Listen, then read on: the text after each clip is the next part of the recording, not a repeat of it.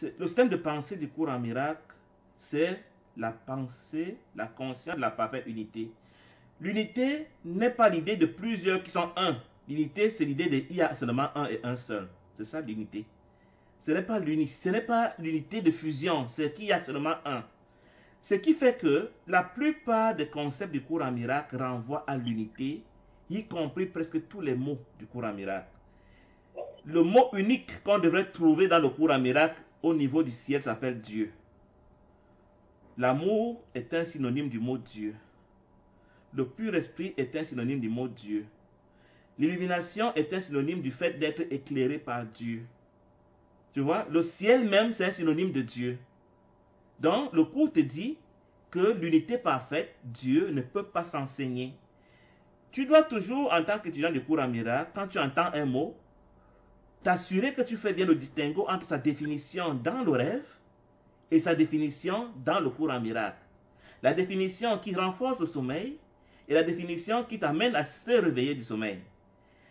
La définition de l'amour dans le rêve, encore qu'elle n'est pas très bien cernée, il y a mille et une définitions. Autre attribut du cours en miracle, c'est que les définitions dans le cours en miracle seront toujours précises, j'ai failli dire uniques, alors que les définitions, ce sera presque toujours Dieu.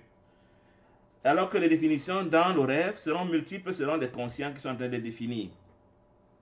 Je vais t'épargner les définitions de l'amour dans le rêve. Hein. Ce sera donner à manger, être gentil, ce sera envoyer à l'école, ce sera avoir des relations sexuelles, ce sera tout ce que tu veux. Ce sera ça l'amour dans le rêve.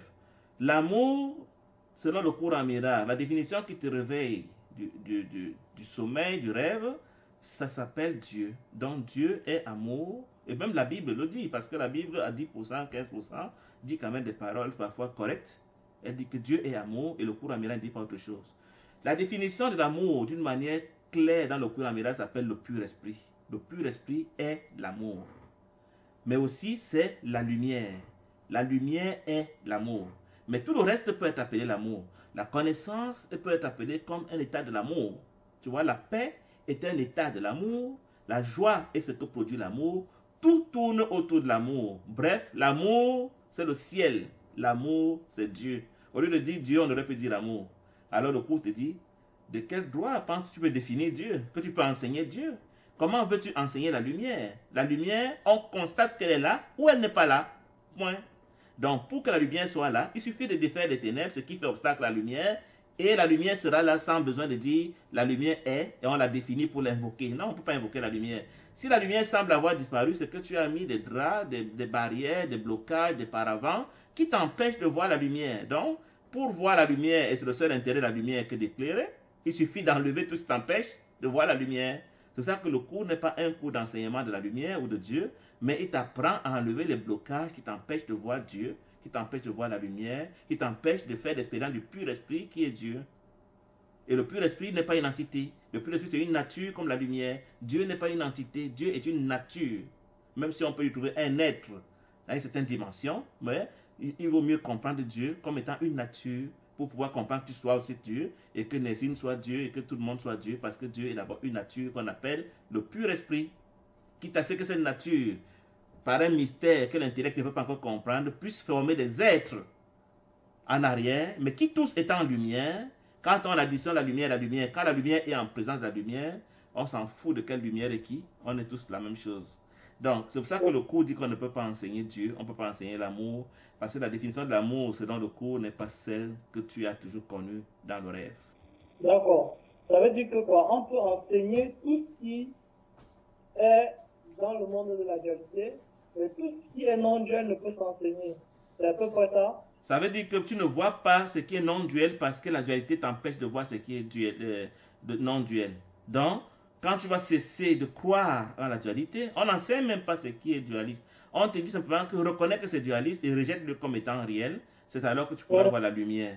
Parce que c'est la dualité qui t'empêche de voir la lumière, qui t'empêche de voir Dieu, qui t'empêche de voir... Dieu est le tout.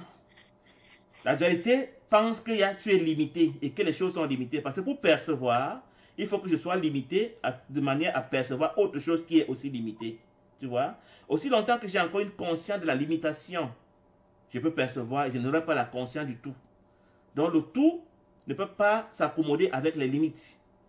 Tant que je crois que je suis limité encore et que je perçois des choses limitées, je ne peux pas voir les limités qui enveloppent tout à la fois. Donc, il est question que mon esprit, je change d'esprit à moi-même d'abord, que je sois le tout. Et quand je serai le tout, il va sans dire que je ne pourrai plus percevoir le tout qui est Dieu et toi, je ne pourrai que te connaître. C'est pour ça que la connaissance est du domaine de l'unité. L'unité étant ainsi l'illimité. L'unité, ce n'est pas le 1 forcément numérique, ça veut dire illimité, ça veut dire remplissant tout l'univers. Tu vois? Soit j'ai la conscience de la limite des entités, et je pense que Dieu est un papa barbu assis sur un fauteuil au ciel. Je suis dans la conscience de la dualité, de l'illimité. Je ne peux pas connaître Dieu.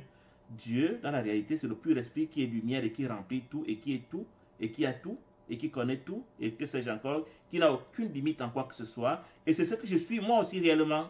Mais le fait d'avoir pensé que je suis un petit bonhomme, un petit corps, m'a fait perdre cet attribut, cet accès à ces attributs de l'illimité, que le cours veut me ramener à retrouver. Il me dit, oublie ça, tu n'es pas un corps, tu n'es pas limité à Paris, tu n'es pas limité à Montpellier, tu n'es pas un homme, tu n'es pas une femme, tu n'es pas tes biens matériels, tu n'es pas tes relations. Si tu crois que ta femme est réelle, tu te limites parce que tu fabriques quelque chose qui est opposé à toi. Si tu crois que ton enfant est réel, tu te donnes une coquille limitée. Vois ton enfant comme le tout, vois ta femme comme le tout, vois ton frère comme le tout, et naturellement, tu vas aussi fondre dans ce tout. Cesse de percevoir, imagine, visualise que tout le monde est le tout, pour que tu puisses enseigner à ton esprit que tu es le tout. C'est ça le but du cours en miracle, partir de la conscience de la limite à la conscience du tout. Quand tu arrives à cette conscience du tout, tu as fini le cours en miracle, on dit que tu es illuminé. Donc, nous ne sommes pas illuminés tant que nous avons la conscience des limites, tant que nous avons la conscience de la perception, tant que nous croyons que nous pouvons voir quelque chose en face, alors on n'est pas Dieu, on n'est pas le tout, on n'est pas la lumière, on n'est pas le pur esprit, du moins dans notre conscience. C'est une question de conscience. Ce qu'on est ne peut être représenté. Ça a tout dit. Puisque c'est rempli, c'est ça qu'on ne peut pas enseigner cela. Et puis le limité ne peut pas connaître l'illimité. Non, c'est impossible. Il faut être illimité pour connaître l'illimité. Si tu prends la dimension d'espace, toi, assis à Paris où tu es, tu peux pas connaître les astres, les machins, les galaxies et autres. Mais quand tu es illimité, tu embrasses, tu couvres tout cela et tu connais tout cela. Donc, ce qui est important quand on emploie un mot, aujourd'hui, quand on est en phase d'étude du cours en miracle, c'est toujours se demander comment je le définissais avant ce concept et qu'est-ce que le cours en dit. Quand tu rencontres un enseignant du cours en miracle, c'est ce que tu peux lui poser comme question. Qu'est-ce que le cours en miracle dit de tel concept? Comment est-ce qu'on le comprend dans le cours en miracle? Tu le rapproches à comment tu le comprenais avant. C'est ce que le cours en miracle lui-même fait. Il passe son temps à te dire, voilà ce que tu as inventé, voilà ce qui est réel. Choisis.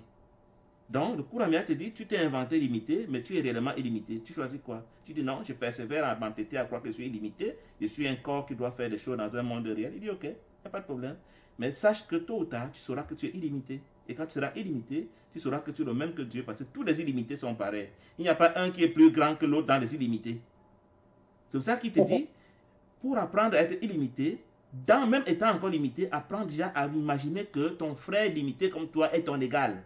Travaille déjà à la conscience de l'égalité. Parce que la conscience des inégalités ne te prépare pas à entrer dans l'illimité. Par exemple, tu vois, dans le cours en miracle nous dit, même quand vous êtes encore apparemment limité, essayez déjà de faire des efforts intellectuels, d'accepter les concepts qui sont applicables à l'illimité, parmi lesquels un des plus importants, c'est l'égalité non négociable.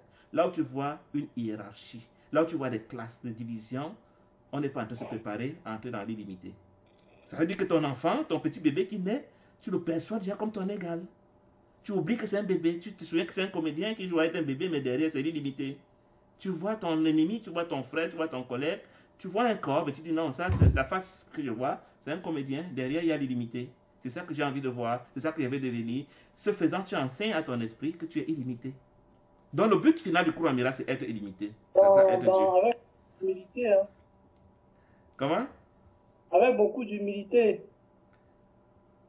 Je sais pas ce que tu appelles humilité, parce que si tu pars déjà te vanter devant ton égal, ça fait fou, tu vois. C'est-à-dire l'humilité souvent montre qu'il y a un qui se croit supérieur. On est sorti de la conscience de l'égalité. Donc pour ne pas être humble, il faut bien qu'il y ait un qui soit supérieur à l'autre ou inférieur à l'autre. Mais nous parlons là de l'égalité. Donc si je te vois déjà Dieu, à la limite le cours dit la charité consiste à voir l'autre comme ayant accompli plus que ce qu'il croit être et même plus que moi. Donc je dois plutôt aller dans l'approche de Il est tellement plus grand que moi que j'aimerais être comme lui. C'est pour ça que c'est d'abord lui que je dois voir comme Dieu et non pas moi. Si bien que la notion d'humilité, ça ne s'applique pas au pur esprit, ça ne s'applique pas à l'esprit juste, ça s'applique à l'ego. Le pur esprit ne comprend pas la notion d'humilité. Il a vu son frère grand, Dieu, et lui, il veut être comme son frère. C'est le message qu'on envoie. Par contre, l'ego va dire, je suis grand, je te veux petit. Alors là, tu peux me parler d'humilité.